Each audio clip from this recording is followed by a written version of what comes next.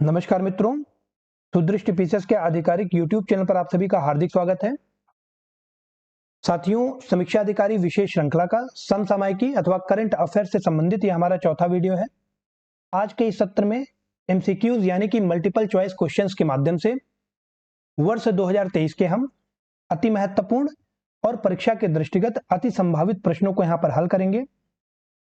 साथियों, आज के इस सत्र में अपनी एक सक्रिय सहभागिता सुनिश्चित करने के लिए मैं आप सभी से आग्रह करता हूं कि जिन भी प्रश्नों का उत्तर आपको पहले से पता है उसे आप पहले ही कमेंट बॉक्स में नीचे दर्ज कर दें। प्रत्येक प्रश्न के लिए आपको यहां पर 10 सेकंड का वक्त दिया जाएगा। आप अपना उत्तर नीचे कमेंट सेक्शन में बता सकते हैं। उसके बाद मेरे द्वारा सही उत्तर बताया जाएगा। सत्र की समाप्ति के पश्चात 50 में से आपके कितने प्रश्न सही हुए हैं इसकी गणना करके आपको कमेंट सेक्शन में ही नीचे बताना होगा। तो चलिए शुरू करते हैं। पहला प्रश्न आप सभी के सम्मुख है। भारत की पहली सेमी हाई स्पीड क्षेत्रीय रेल सेवा रैपिड एक्स का नया नाम क्या रखा गया है? तो 10 सेकंड का वक्त है आपके पास। 4 विकल्प यहां पर दिए गए हैं, नमस्ते भारत, नमः भारत, नमो भारत या नया भारत। तो मित्रों, इसका सी ऑप्शन हमारा करेक्ट हो जाएगा। जो पहली सेमी हाई स्पीड क्षेत्रीय रेल सेवा है रैपिड एक्स, इसका नया नाम नमो भारत रखा गया है। सी ऑप्शन यहां पर हमारा करेक्ट हो जाएगा। आगे बढ़ते हैं। अगला प्रश्न है, निम्नलिखित में से किसे पश्चिम बंगाल का ब्रांड एम्बेसडर चुना गया है? 4 विकल्प आपको यहां पर दिए गए हैं, रानी मुखर्जी, सौरभ गांगुली, सुजय घोष और मोहम्मद शमी। पश्चिम बंगाल का हाल ही में ब्रांड एम्बेसडर किसे चुना गया है? तो यहां पर बी ऑप्शन हमारा करेक्ट हो जाएगा, सौरभ गांगुली। आगे बढ़ते हैं। परीक्षा के दृष्टिकोण से अति महत्वपूर्ण ये प्रश्न है जिनको आपको बार बार देखना होगा। निम्नलिखित में से किस कंपनी ने विश्व का पहला एकीकृत क्रिप्टो वॉलेट पेश किया है? किस कंपनी ने विश्व का पहला एकीकृत क्रिप्टो वॉलेट पेश किया है? ओपन एआई, माइक्रोसॉफ्ट, गूगल या रेस्पर एआई। तो यहां पर मित्रों डी ऑप्शन हमारा करेक्ट हो जाएगा। जो रेस्पर एआई कंपनी है, आर्टिफिशियल इंटेलिजेंस बेस्ड कंपनी है ये, और इसने विश्व का पहला एकीकृत क्रिप्टो वॉलेट पेश किया है। तो डी ऑप्शन यहां पर हमारा बिल्कुल करेक्ट हो जाएगा। आगे बढ़ते हैं। अगला प्रश्न है, चौथा प्रश्न। हाल ही में आयोजित एक दिवसीय क्रिकेट विश्व कप 2023 में सर्वाधिक विकेट लेने वाले गेंदबाज कौन बने हैं? मोहम्मद शमी, अदम जंपा, जसप्रीत बुमराह या शाहीन अफरीदी। तो यहां पर मित्रों ए ऑप्शन हमारा बिल्कुल करेक्ट हो जाएगा। मोहम्मद शमी ने टोटल 24 विकेट लिए थे, जो कि हाईएस्ट था। तो हम कह सकते हैं कि एक दिवसीय क्रिकेट विश्व कप 2023 में सर्वाधिक विकेट लेने वाले जो गेंदबाज हैं वो मोहम्मद शमी हैं। इसके अलावा जो अदम जंपा हैं, इन्होंने 23 विकेट लिया था, तो हम सेकंड हाईएस्ट इनका मान सकते हैं। इसके अलावा शाहीन अफरीदी किस टीम से बिलोंग करते हैं? तो जल्दी से कमेंट सेक्शन में कमेंट करके आप लोग बताएं। यहीं पर एक प्रश्न और बन सकता है कि सर्वाधिक रन किसने बनाए एक दिवसीय क्रिकेट विश्व कप 2023 में? तो सर्वाधिक रन आपका बनाया था विराट कोहली ने। ठीक है, आगे बढ़ते हैं। अगला प्रश्न है हमारा पांचवा प्रश्न। निम्नलिखित में से किसे भारत का 54वां टाइगर रिजर्व बनाए जाने की घोषणा, 54th टाइगर रिजर्व इंडिया का कौन सा बनाया जाएगा? 4 विकल्प यहां पर आपको दिए गए हैं, रानीपुर टाइगर रिजर्व, वीरांगना Durgavati tiger reserve, Ramgarh Vishdhari tiger reserve और श्रीविल्लीपुतुर मेघामलाई टाइगर रिजर्व। तो यहां पर दोस्तों जो 54वां टाइगर रिजर्व होगा वह आपका हो जाएगा वीरांगना दुर्गावती टाइगर रिजर्व। तो यह किस राज्य में स्थित है? तो हम कह सकते हैं वीरांगना दुर्गावती टाइगर रिजर्व ये आपका मध्य प्रदेश में स्थित है, बनाया जाएगा। इसके अलावा रानीपुर टाइगर रिजर्व, ध्यान रखिएगा, मोस्ट इंपॉर्टेंट है। समीक्षा अधिकारी या सहायक समीक्षा अधिकारी की परीक्षा हो या फिर आपकी आगामी जो उत्तर प्रदेश लोक सेवा आयोग द्वारा आयोजित पीसीएस की प्रारंभिक परीक्षा है उसके लिए भी रानीपुर टाइगर रिजर्व उत्तर प्रदेश में बनाया गया है, यूपी में। ठीक है, इसके बारे में महत्वपूर्ण बात यह है कि यह यूपी का चौथा टाइगर रिजर्व है, ध्यान रखिएगा। इससे पहले 3 टाइगर रिजर्व मौजूद थे, चौथा टाइगर रिजर्व है आपका रानीपुर टाइगर रिजर्व। अब मैं चाहूंगा कि आप बताएं कि यूपी के किस जिले में बनाया गया है? यूपी के किस जिले में यह स्थित है रानीपुर टाइगर रिजर्व? तो उत्तर प्रदेश का यह चौथा होगा, और अगर हम भारत की बात करें तो भारत का यह 53वां टाइगर रिजर्व होगा, 53rd। ठीक है, इसके अलावा रामगढ़ विषधारी टाइगर रिजर्व यह कहां पर स्थित है? तो हम कह सकते हैं यह आपका राजस्थान में स्थित है। श्रीविल्लीपुतुर मेघामलाई टाइगर रिजर्व यह आपका तमिलनाडु में मौजूद है, ध्यान रखिएगा।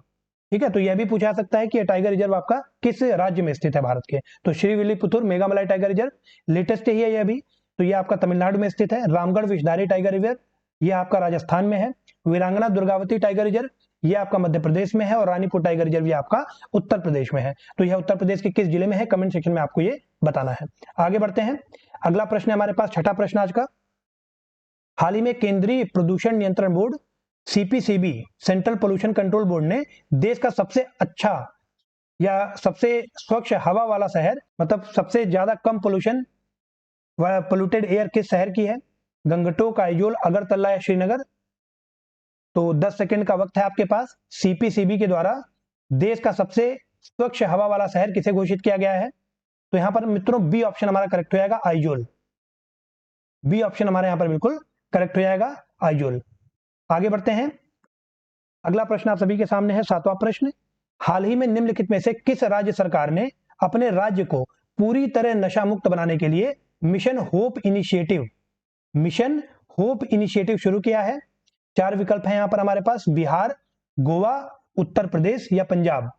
मिशन होप इनिशिएटिव किस लिए लाया गया है? तो हम कह सकते हैं कि अपने राज्य को पूरी तरह नशा मुक्त बनाने के लिए। तो यह किस राज्य के द्वारा किया गया है? तो यहां पर डी ऑप्शन हमारा करेक्ट हो जाएगा, पंजाब। ध्यान रखिएगा, डी ऑप्शन हमारा करेक्ट हो जाएगा, पंजाब ने। आगे बढ़ते हैं, अगला प्रश्न है आज का 8वां प्रश्न। हाल ही में निम्नलिखित किस कंपनी ने डिजी कवच नामक एक पहल शुरू की है जिसका उद्देश्य वित्तीय धोखाधड़ी को रोकना है? वित्तीय धोखाधड़ी को रोकना है, डिजी कवच किस कंपनी के द्वारा शुरू किया गया है? 4 विकल्प यहां पर आपको दिए गए हैं, माइक्रोसॉफ्ट, फेसबुक, ओरेकल या गूगल। तो डिजी कवच नामक जो पहल है इसकी शुरुआत किस कंपनी के द्वारा की गई है वित्तीय धोखाधड़ी को रोकने के लिए? तो हम कह सकते हैं डी ऑप्शन यहां पर हमारा करेक्ट हो जाएगा। हाल ही में गूगल के द्वारा डिजी कवच नामक यह पहल शुरू किया गया है जिसका उद्देश्य वित्तीय धोखाधड़ी को रोकना है। आगे बढ़ते हैं, अगला प्रश्न है आज का 9वां प्रश्न। हाल ही में निम्नलिखित में से किस देश ने पहली बार बास्केटबॉल विश्व कप जीता है? पहली बार बास्केटबॉल विश्व कप किस देश ने जीता है? 4 विकल्प यहां पर आपको दिए गए हैं, जर्मनी, सर्बिया, जापान या अर्जेंटीना। जो देश पहली बार बास्केटबॉल विश्व कप जीता है वह कौन है? तो ए ऑप्शन हमारा करेक्ट हो जाएगा, जर्मनी। ए ऑप्शन हमारा करेक्ट हो जाएगा, जर्मनी। आगे बढ़ते हैं, यहां पे यह भी इंपॉर्टेंट है, कमेंट सेक्शन में आप कमेंट करके बताएं कि जर्मनी ने किसको हराया है, किसको हरा करके जर्मनी ने यह खिताब जीता है।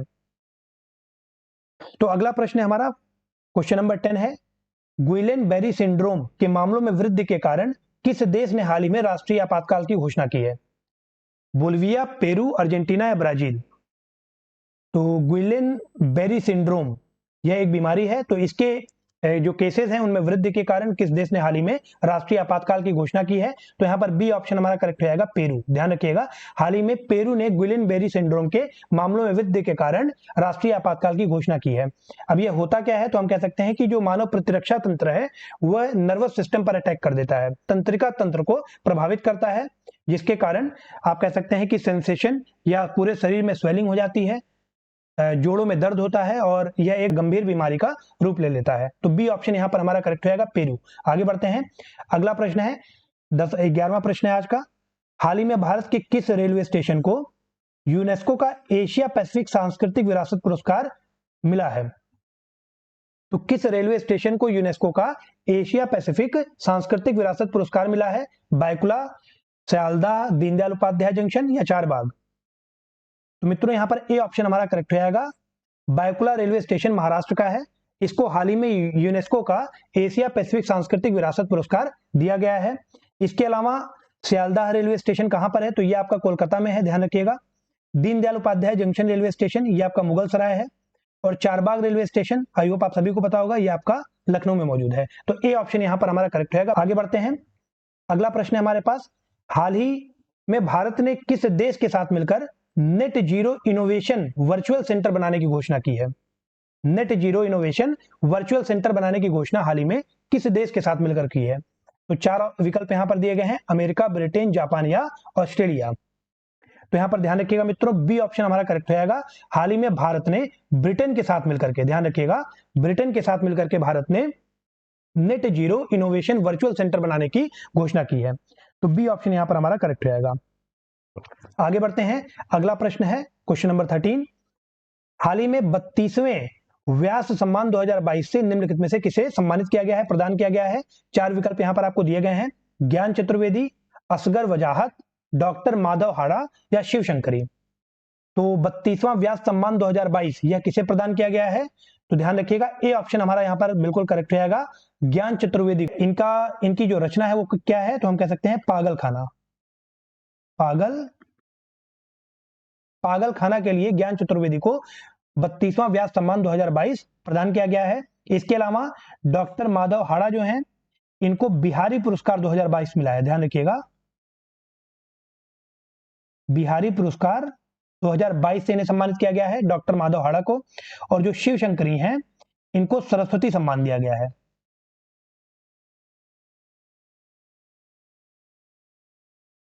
सरस्वती सम्मान से सम्मानित किया गया है। इनकी रचना क्या थी? तो हम कह सकते हैं सूर्यवंशम। सूर्यवंशम के लिए इन्हें सरस्वती सम्मान दिया गया है। बाकी ज्ञान चतुर्वेदी को पागल खाना के लिए 32वें व्यास सम्मान से सम्मानित किया गया है। आगे बढ़ते हैं। अगला प्रश्न है, आज का 14वां प्रश्न है, हाल ही में नासा के मून टू मार्स प्रोग्राम के प्रमुख के रूप में किन्हें नियुक्त किया गया है? क्या है? नासा का है एक, तो ये इंपॉर्टेंट है कि नासा का ये प्रोग्राम है मून टू मार्स प्रोग्राम।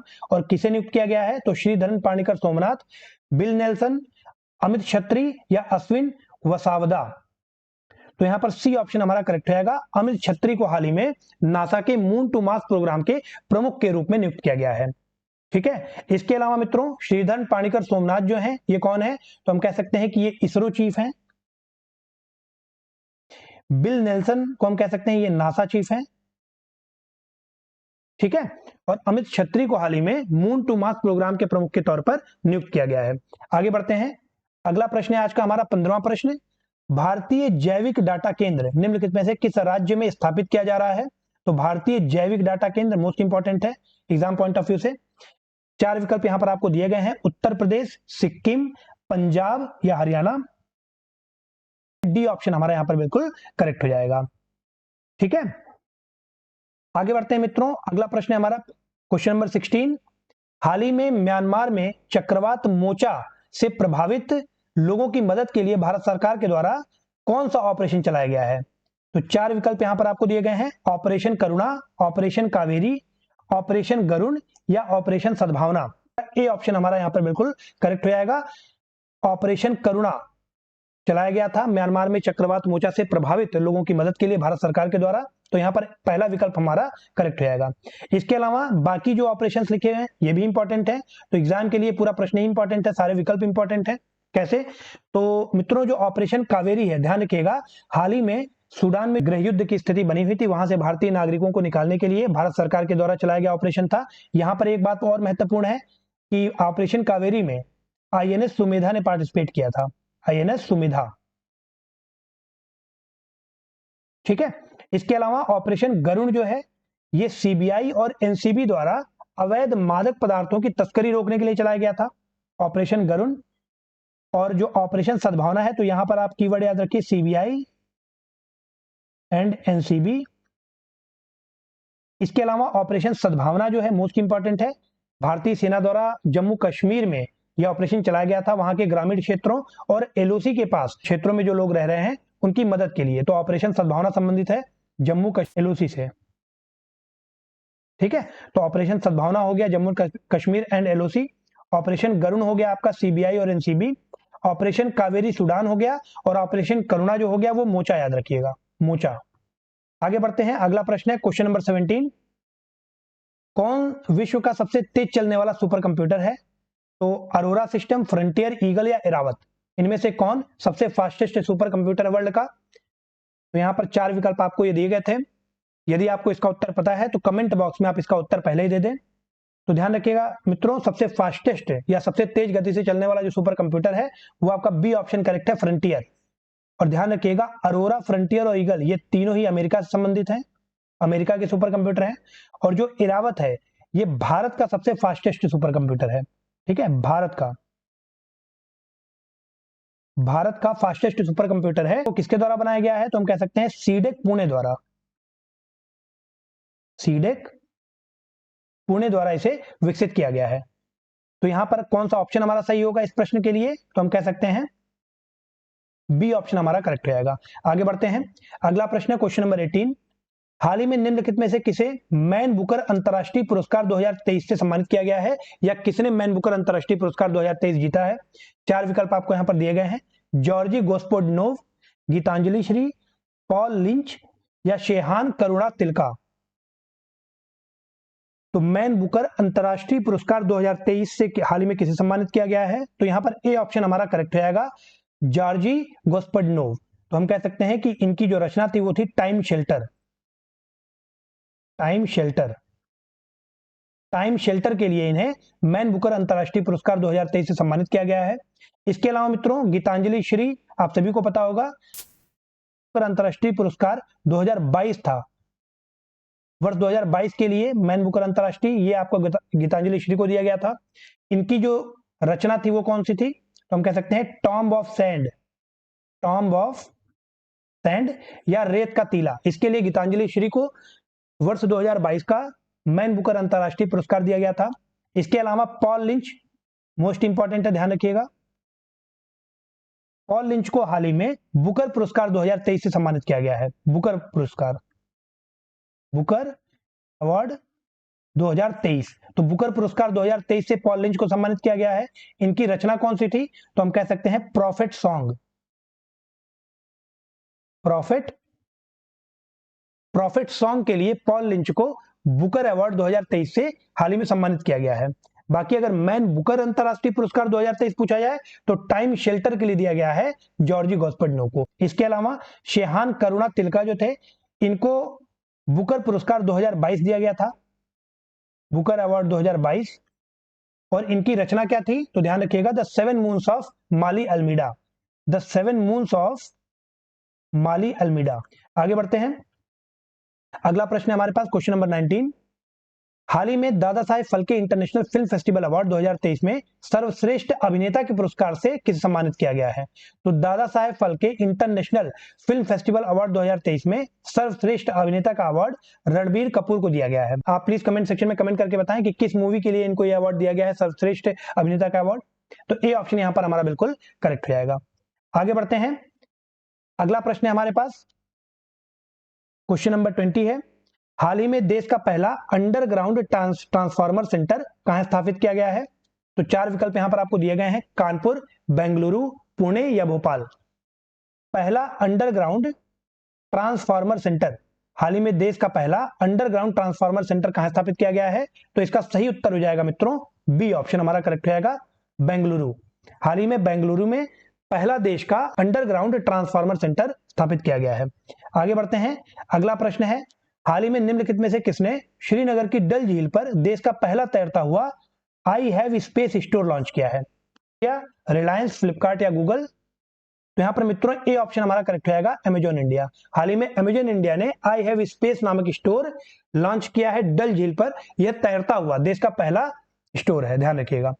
आगे बढ़ते हैं, अगला प्रश्न है हमारे पास, हाल ही में निम्नलिखित में से कौन अपने सभी जिलों में हॉल मार्किंग केंद्र स्थापित करने वाला भारत का पहला राज्य बन गया है? तो कौन सा राज्य है जिसने अपने सभी जिलों में हॉल मार्किंग केंद्र स्थापित कर लिए हैं भारत के?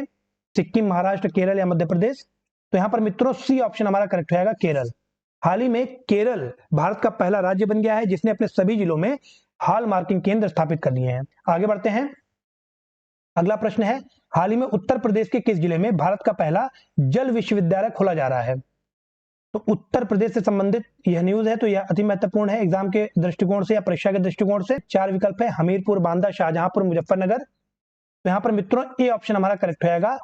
हाल ही में उत्तर प्रदेश के हमीरपुर जिले में आप कह सकते हैं भारत का पहला जल विश्वविद्यालय खोला जा रहा है। आगे बढ़ते हैं, अगला प्रश्न है हमारे पास, हाल ही में निम्नलिखित में से किस राज्य के द्वारा वन्य जीव आवास कार्यक्रम के तहत प्रोजेक्ट डॉल्फिन की शुरुआत की गई है? पश्चिम बंगाल, केरल, आंध्र प्रदेश या तमिलनाडु? तो प्रोजेक्ट डॉल्फिन की शुरुआत किसके द्वारा की गई है? तो हम कह सकते हैं डी विकल्प हमारा यहां पर करेक्ट हो जाएगा, तमिलनाडु। आगे बढ़ते हैं, अगला प्रश्न है हमारे पास, हाल ही में निम्नलिखित में से किस स्थान पर भारत के पहले सोलर रूफ साइकिलिंग ट्रैक का उद्घाटन किया गया है? चेन्नई, हैदराबाद, दिल्ली या पणजी? तो भारत का पहला सोलर रूफ साइकिलिंग ट्रैक, इसका उद्घाटन किस स्थान पर किया गया है? तो यहां पर बी ऑप्शन हमारा करेक्ट हो जाएगा, हैदराबाद। आगे बढ़ते हैं, अगला प्रश्न है, हाल ही में निम्नलिखित में से कौन भारत का पहला सोलर सिटी बन गया है? मोस्ट इंपॉर्टेंट क्वेश्चन है। तो चार ऑप्शन यहां पर आपको दिए गए हैं, सांची, मजूली, राजगीर या शिमला। भारत का पहला सोलर सिटी हाल ही में कौन बना है? तो यहां पर मित्रों ए ऑप्शन हमारा करेक्ट हो जाएगा, सांची हाल ही में भारत का पहला सोलर सिटी बन गया है।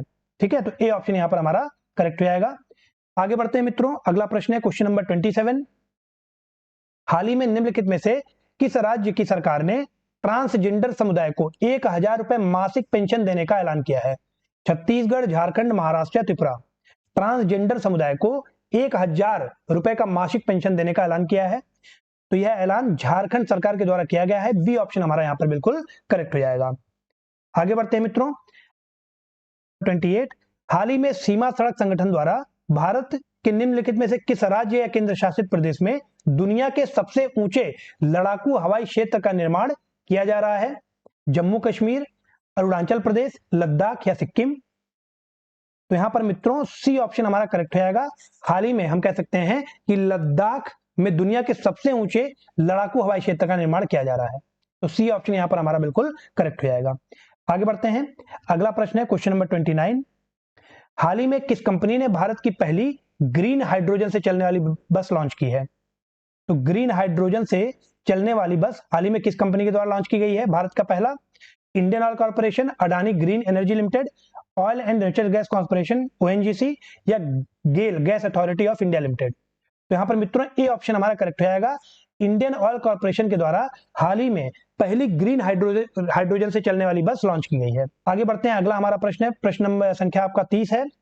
हाल ही में भारत के किस राज्य द्वारा चैतन जल विद्युत परियोजना का उद्घाटन किया गया है? नागालैंड, सिक्किम, मणिपुर या असम। तो चैतन जल विद्युत परियोजना का उद्घाटन हाल ही में किस राज्य के द्वारा किया गया है? तो यहां पर बी विकल्प हमारा बिल्कुल सही हो जाएगा। हाल ही में सिक्किम सरकार के द्वारा 16 वर्षों से लंबित यह जल विद्युत परियोजना थी, चैतन जल विद्युत परियोजना, जिसका उद्घाटन सिक्किम सरकार के द्वारा हाल ही में किया गया है वर्ष 2023 में। तो बी ऑप्शन हमारा बिल्कुल यहां पर करेक्ट हो जाएगा। अब चूंकि यह बहुत लंबे समय से लंबित परियोजना थी, इसका उद्घाटन हुआ है, तो परीक्षा के दृष्टिगत यह क्वेश्चन अति महत्वपूर्ण है। आगे बढ़ते हैं, अगला प्रश्न है क्वेश्चन नंबर 31। हाल ही में देश का पहला एआई स्कूल शांतिगिरी विद्या भवन निम्नलिखित में से किस राज्य में खोला गया है? तो यहां पर चार विकल्प हैं, तमिलनाडु, महाराष्ट्र, आंध्र प्रदेश या केरल। तो देश का पहला एआई स्कूल है ये शांतिगिरी विद्या भवन, ध्यान रखिएगा, देश का पहला एआई स्कूल शांतिगिरी विद्या भवन यह केरल में खोला गया है। आगे बढ़ते हैं, अगला प्रश्न है, हाल ही में निम्नलिखित में से किस कंपनी ने देश के पहले wifi 6 ready broadband network launch करने के लिए टाटा प्ले फाइबर के साथ साझेदारी की है? रिलायंस, एयरटेल, नोकिया या सैमसंग। तो यहां पर सी ऑप्शन हमारा बिल्कुल करेक्ट रहेगा, नोकिया। हाल ही में नोकिया ने टाटा प्ले फाइबर के साथ साझेदारी की है, किसके लिए? तो हम कह सकते हैं देश के पहले wifi 6 ready broadband network launch करने के लिए। आगे बढ़ते हैं, अगला प्रश्न है हमारे पास, हाल ही में निम्नलिखित में से कौन सा बंदरगाह अब तक की सबसे अधिक मात्रा में माल ढुलाई करने वाला भारत का पहला बंदरगाह बन गया है? तो सबसे अधिक मात्रा में माल ढुलाई करने वाला भारत का पहला बंदरगाह कौन सा बन गया है?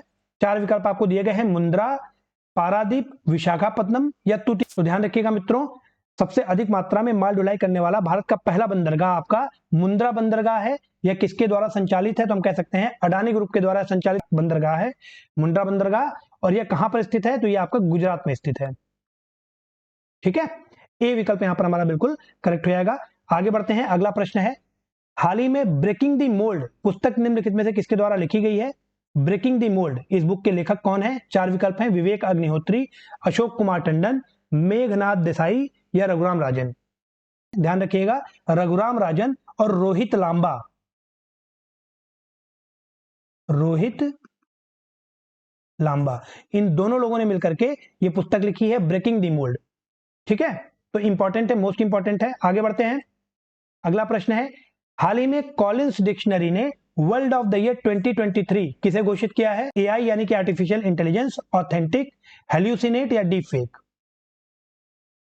तो यहां पर मित्रों ए ऑप्शन हमारा बिल्कुल करेक्ट रहेगा। कॉलिंस डिक्शनरी के अनुसार वर्ल्ड ऑफ द ईयर 2023 यह आपका आर्टिफिशियल इंटेलिजेंस या एआई है। तो यहां पर ए विकल्प हमारा बिल्कुल करेक्ट हो जाएगा। इसके अलावा अगर ऑथेंटिक की बात करें तो ध्यान रखिएगा, मरियम वेबस्टर डिक्शनरी के अनुसार जो वर्ल्ड ऑफ द ईयर 2023 है वो आपका है ऑथेंटिक। इसके अलावा जो ऑक्सफोर्ड डिक्शनरी है उसने हेलुसिनेट को वर्ल्ड ऑफ द ईयर 2023 घोषित किया है। ठीक है, हेलुसिनेट का मतलब होता है भ्रांति में आना, है ना, भ्रांति में आना। और ऑथेंटिक क्या होता है? ऑथेंटिक का मतलब है प्रामाणिक। तो कॉलिंस डिक्शनरी के अनुसार वर्ल्ड ऑफ द ईयर आपका आर्टिफिशियल इंटेलिजेंस है। अगर मरियम वेबस्टर डिक्शनरी की हम बात करें तो इसके द्वारा वर्ल्ड ऑफ द ईयर आपका ऑथेंटिक है। डिक्शनरी.com या ऑक्सफोर्ड यूनिवर्सिटी की अगर हम बात करें उसके अनुसार हेलुसिनेट है। आगे बढ़ते हैं। अगला प्रश्न है, हाल ही में जारी हरुण इंडिया परोपकार सूची 2023 में निम्नलिखित में से कौन प्रथम स्थान पर रहा है? चार विकल्प आपको यहां पर दिए गए हैं, नंदन नीलकड़ी, नटराजन चंद्रशेखरन, शिवनादर या एस.एन. सुब्रमण्यम। तो हरुण इंडिया परोपकार सूची 2023 के अनुसार प्रथम स्थान पर कौन रहा है? तो ध्यान रखिएगा मित्रों, सी ऑप्शन हमारा यहां पर बिल्कुल करेक्ट रहेगा, शिवनादर। शिवनादर कौन है? तो हम कह सकते हैं जो HCL टेक कंपनी है हमारी, है ना, उसके चेयरमैन है शिवनादर, HCL के। HCL के चेयरमैन है शिवनादर। नंदन नीलकणी की अगर हम बात करें तो ये आपके इन्फोसिस के चेयरमैन है, इन्फोसिस के चेयरमैन है नंदन नीलकणी। अगर नटराजन चंद्रशेखरन की हम बात करें मित्रों तो जो टाटा कंसल्टेंसी सर्विसेज है TCS, ये आप कह सकते हैं नटराजन चंद्रशेखरन यहाँ के चेयरमैन है। इसके अलावा एस.एन. सुब्रमण्यम L&T की चेयरमैन है, लार्सन एंड टर्बो। आगे बढ़ते हैं। अगला प्रश्न है हमारा, हाल ही में किस राज्य द्वारा वन विभाग को छोड़कर राज्य सरकार की अन्य सभी नौकरियों में महिलाओं को 35% का आरक्षण प्रदान किया गया है? तो चार विकल्प हैं, बिहार, मध्य प्रदेश, पंजाब या उत्तराखंड। मध्य प्रदेश गवर्नमेंट हम कह सकते हैं, हाल ही में मध्य प्रदेश सरकार ने घोषणा की है कि वन विभाग को छोड़कर राज्य सरकार की अन्य सभी नौकरियों में महिलाओं को 35% का आरक्षण प्रदान किया जाएगा। आगे बढ़ते हैं। अगला क्वेश्चन है हमारा कि निम्नलिखित में से कौन सा महिला थाना ISO प्रमाणन प्राप्त करने वाला भारत का पहला महिला पुलिस स्टेशन बन गया है? चार विकल्प यहां पर आपको दिए गए हैं, भोपाल महिला पुलिस स्टेशन, कोझिकोड महिला पुलिस स्टेशन जो केरला में है, मापुसा महिला पुलिस स्टेशन ये आपका गोवा में है, और लखनऊ महिला पुलिस स्टेशन ये आपका उत्तर प्रदेश में है। तो यहां पर मित्रों ए विकल्प हमारा बिल्कुल करेक्ट रहेगा, भोपाल महिला पुलिस स्टेशन जो कि मध्य प्रदेश में स्थित है। हाल ही में ISO प्रमाणन प्राप्त करने वाला भारत का पहला महिला पुलिस स्टेशन ये बन गया है। आगे बढ़ते हैं। अगला प्रश्न है हमारा, हाल ही में किस राज्य ने अमूर बाज पक्षी की पहली जनगणना करने का निर्णय लिया है? तो चार विकल्प यहां पर आपको दिए गए हैं, मिजोरम, अरुणाचल प्रदेश, त्रिपुरा या मणिपुर। तो अमूर बाज पक्षी की पहली जनगणना करने का निर्णय हाल ही में मणिपुर सरकार के द्वारा लिया गया, ध्यान रखिएगा। ठीक है, तो डी विकल्प हमारा बिल्कुल यहां पर करेक्ट रहेगा। अगला प्रश्न है क्वेश्चन नंबर 40, हाल ही में भारत का पहला 3D प्रिंटेड पोस्ट ऑफिस किस स्थान पर खोला गया है? हैदराबाद, बेंगलुरु, ग्वालियर या भोपाल। भारत का पहला 3D प्रिंटेड पोस्ट ऑफिस हाल ही में किस स्थान पर खोला गया है? तो चार विकल्प यहां पर आपको दिए गए हैं, हैदराबाद, बेंगलुरु, ग्वालियर या भोपाल। तो यहां पर मित्रों बी ऑप्शन हमारा बिल्कुल करेक्ट रहेगा, हाल ही में बेंगलुरु में भारत का पहला 3D प्रिंटेड पोस्ट ऑफिस खोला गया है। आगे बढ़ते हैं। अगला प्रश्न है क्वेश्चन नंबर 41, हाल ही में किस राज्य में भारत की पहली गोरिल्ला ग्लास फैक्ट्री की स्थापना की जाएगी? उत्तर प्रदेश, मध्य प्रदेश, तेलंगाना या आंध्र प्रदेश। तो ध्यान रखिएगा, हाल ही में हम कह सकते हैं तेलंगाना में भारत की पहली गोरिल्ला ग्लास फैक्ट्री की स्थापना की जा रही है। अब गोरिल्ला ग्लास क्या होते हैं? तो आप देखेंगे कि जो आजकल के स्मार्टफोन है उनमें जो स्क्रैचलेस ग्लास होता है जिन फोन का, जिनमें स्क्रैच नहीं आता आसानी से, जो टूटते नहीं आसानी से, बहुत ही मजबूत होते हैं, वही आपका गोरिल्ला ग्लास होता है। ठीक है, आगे बढ़ते हैं। अगला प्रश्न है, निम्नलिखित में से किसने 72वें मिस यूनिवर्स 2023 का ताज पहना है? चार विकल्प यहां पर आपको दिए गए हैं, Senis Palacios, Antonia Porsild, Moriah Wilson या कामिला अविल्ला। तो यहां पर मित्रों ए विकल्प हमारा करेक्ट रहेगा। मोस्ट इंपॉर्टेंट क्वेश्चन है परीक्षा के दृष्टिगत कि 72वीं जो मिस यूनिवर्स बनी है 2023 में वो आपकी हैं सेनिस पलासियोस। अब ये किस कंट्री से बिलोंग करती हैं? कमेंट सेक्शन में कमेंट करके बताएं कि यह किस कंट्री से बिलोंग करती हैं। आगे बढ़ते हैं।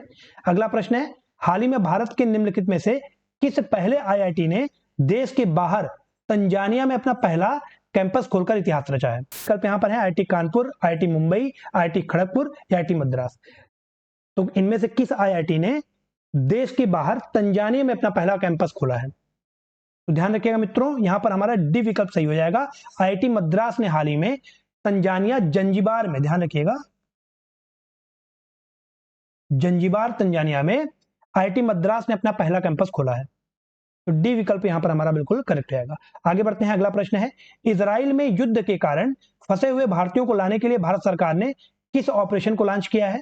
4 विकल्प यहां पर आपको दिए गए हैं, ऑपरेशन अजय, ऑपरेशन विजय, ऑपरेशन अजेय या ऑपरेशन अभय। तो मित्रों यहां पर ए विकल्प हमारा बिल्कुल करेक्ट रहेगा। हाल ही में भारत सरकार के द्वारा इजराइल में युद्ध के में जो भारतीय फंसे हुए थे युद्ध के कारण, उनको वहां से लाने के लिए ऑपरेशन अजय चलाया है। आगे बढ़ते हैं, हाल ही में वर्ष 2023 में लेवेंडर महोत्सव भारत के किस राज्य या केंद्र शासित प्रदेश में आयोजित किया गया है? लेवेंडर महोत्सव, तो यहां पर 4 विकल्प हैं, लद्दाख, जम्मू कश्मीर, सिक्किम या नागालैंड। तो मित्रों ध्यान रखिएगा, लेवेंडर महोत्सव जो 2023 मनाया गया है वो हाल ही में जम्मू कश्मीर में मनाया गया है। तो बी विकल्प यहां पर हमारा बिल्कुल करेक्ट रहेगा। इसके अलावा अगर हम लद्दाख की बात करें तो वर्ष 2023 में ही यहां पर हेमिस महोत्सव मनाया गया है, यह भी इंपॉर्टेंट है। और अगर हम सिक्किम की बात करें तो यहां पर बुमशु महोत्सव मनाया गया है वर्ष 2023 में। आगे बढ़ते हैं, अगला प्रश्न है हमारे पास, हाल ही में निम्नलिखित में से कौन सा देश प्लास्टिक बैग पर प्रतिबंध लगाने वाला दुनिया का प्रथम देश बन गया है? डेनमार्क, स्विट्जरलैंड, नीदरलैंड या न्यूजीलैंड। तो प्लास्टिक बैग पर प्रतिबंध लगाने वाला दुनिया का पहला देश इनमें से कौन सा है? तो यहां पर हम कहेंगे डी ऑप्शन हमारा बिल्कुल करेक्ट है, न्यूजीलैंड। अगला प्रश्न है क्वेश्चन नंबर 47, हाल ही में माउंट मेयोन ज्वालामुखी में विस्फोट की घटना हुई। माउंट मेयोन ज्वालामुखी, तो यह निम्नलिखित में से किस देश में स्थित है? जापान, फिलीपींस, इंडोनेशिया या ऑस्ट्रेलिया। तो माउंट मेयोन ज्वालामुखी में हाल ही में विस्फोट देखा गया है वर्ष 2023 में। तो यह किस देश में स्थित है? तो हम कह सकते हैं बी ऑप्शन हमारा करेक्ट रहेगा, माउंट मेयोन आपका फिलीपींस में स्थित है। आगे बढ़ते हैं, अगला प्रश्न है क्वेश्चन नंबर 48, हाल ही में निम्नलिखित में से किस देश ने भारतीय त्योहार दिवाली को आधिकारिक राजकीय अवकाश के रूप में मान्यता प्रदान की है? थाईलैंड, इंडोनेशिया, पेंसिल्वेनिया या साइप्रस।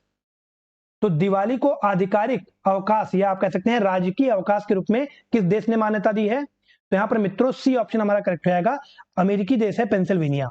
आगे बढ़ते हैं, अगला प्रश्न है, सेकंड लास्ट क्वेश्चन है आज का, हाल ही में निम्नलिखित में से किस राज्य में भारतीय वायुसेना ने पूर्वी आकाश अभ्यास का आयोजन किया है? 4 विकल्प यहां पर दिए गए हैं, हरियाणा, हिमाचल प्रदेश, मेघालय या अरुणाचल प्रदेश। तो पूर्वी आकाश अभ्यास भारतीय वायुसेना के द्वारा आयोजित एक आप कह सकते हैं अभ्यास है, जो हाल ही में मेघालय में आयोजित किया गया है, ध्यान रखिएगा। यहां पर सी ऑप्शन हमारा करेक्ट रहेगा। आगे बढ़ते हैं मित्रों, आज का हमारा आखिरी प्रश्न है ये, क्वेश्चन नंबर 50 है ये, ठीक है। हाल ही में निम्नलिखित में से किस देश ने अपनी पहली घरेलू रूप से निर्मित पनडुब्बी हाईकून का अनावरण किया है? तो पहली इंडिजिनसली बिल्ट जो सबमरीन है हाईकून, यह किस देश ने बनाई है? 4 विकल्प है यहां पर, चीन, ताइवान, सिंगापुर या उत्तरी कोरिया। तो हाईकून एक इंडिजिनसली बिल्ट आप कह सकते हैं सबमरीन है या घरेलू रूप से निर्मित पनडुब्बी है, जो कि हाल ही में ताइवान के द्वारा विकसित की गई है, ध्यान रखिएगा। तो बी विकल्प यहां पर हमारा बिल्कुल करेक्ट रहेगा। आज का हमारा सेशन समाप्त होता है, और जितने भी प्रश्न आपके सही हुए 50 में से, उसको आप कमेंट सेक्शन में बताएं। मित्रों यह पूरा समीक्षा अधिकारी विशेष सत्र जो है यह परीक्षा के दृष्टिकोण से अति महत्वपूर्ण है। अगर आपने पिछले वीडियोस करंट अफेयर्स के अभी तक नहीं देखे हैं तो उन्हें भी जाकर के देख लें। इसके अलावा यदि आपने अभी तक हमारे चैनल को सब्सक्राइब नहीं किया है तो चैनल को सब्सक्राइब कर लें। अगर वीडियो आपको पसंद आ रहा हो तो वीडियो को लाइक और अपने मित्रों या सहपाठियों के साथ शेयर जरूर करें। Thank you so much.